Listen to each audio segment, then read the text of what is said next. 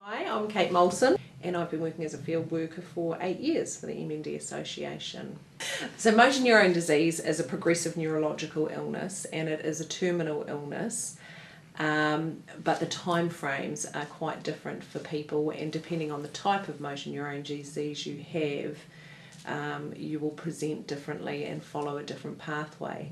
Come in the early stages of motor neurone disease and you're seeing people who are down the track, it can be really overwhelming and you look at it and think, is that where I'm going to be?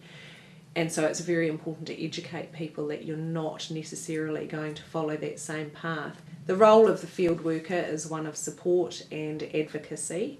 We're there to support people living with MND and their families and carers, also the health professionals that are around the person with MND.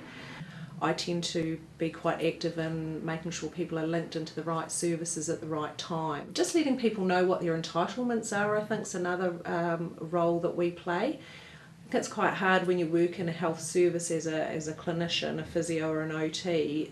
You're doing this every day and you don't realise that these people that you're involved with may not have had any involvement with health systems, and quite often people that get MND are fit, healthy and have very little medical records. I mean, one of the things that's really hard for people with MND is why me? Why have I got it? And we can't do a test to say, yes, this is it. It's a rule everything else out first, and there's no explanation for why you have it.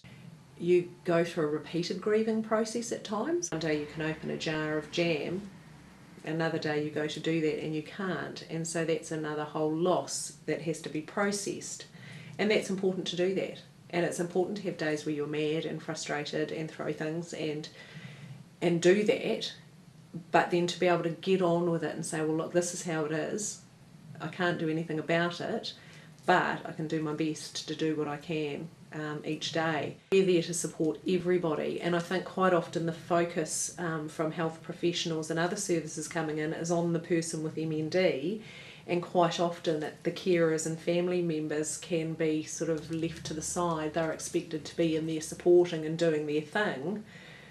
Well, they're actually dealing with somebody they love who's dying. If I can make that journey that they're going through a little bit easier and less stressful, so that they're not having to deal with issues and upsets, it's very rewarding. I do think it's a real privilege to be allowed into people's homes and for them to share what is a really difficult and traumatic time for them, and for them to feel that they've got somebody that's on their team that's battling for them, and that, yeah, what job do you get that in?